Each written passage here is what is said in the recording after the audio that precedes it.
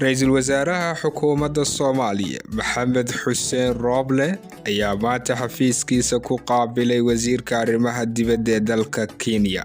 Qoraal ka soo baxay xafiiska Ra'iisul Wasaaraha ayaa waxaa lagu sheegay in Rooble uusan marnaba ka dul tallaabsan doonin go'aanka laga sugayo maxkamadda caalamiga ah, isla markaana uu ku adkaysanayo in muranka badda aan laga geli karin wax wada hadal ah. Xukuumadda Soomaaliya waxay adkeynaysaa in dacwadda muranka badda ee u dhaxeeya Soomaaliya iyo Kenya go'aankeeda laga sugayo maxkamadda caalamiga ee cadaaladda, ayaa lagu yiri qayb ka mid ah qoraalka ka soo baxay xafiiska Ra'iisul Wasaare Rooble.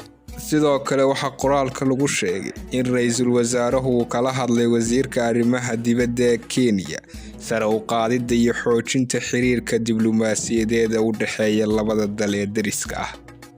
Ra'iisul Wasaare Rooble ayaa Wasiirka Arrimaha Dibadda ka guddoomay casuumaad rasmi ah oo uu ka helay madaxweynaha dalka Kenya si uu maalmaha soo socda booqasho ugu tago caasimadda dalkaas ee Nairobi. Labada dal ee Kenya iyo Soomaaliya ayaa ah laba dal oo deris ah oo ay ka dhaxeeyaan dana badan, kuwaas ay ka mid yihiin diblumaasiyadda, amniga iyo arrimaha dhaqaalaha. waxaana dhowaan meesha laga saaray midmadow soo kala dhexgalay xiriirkooda diblumaasiyadeed. Arrintan ayaa waxay imaanaysaa xilli ay saacadihii ugu dambeeyay soo baxayeen warar marar habaabin ah oo la xiriira in Ra'iisul Wasaaruhu wada hadal ka gali doono kiiska badda, kaasoo ay Kenya si bareer ah ugu sheeganayso qaybo ka mid ah baddeeda.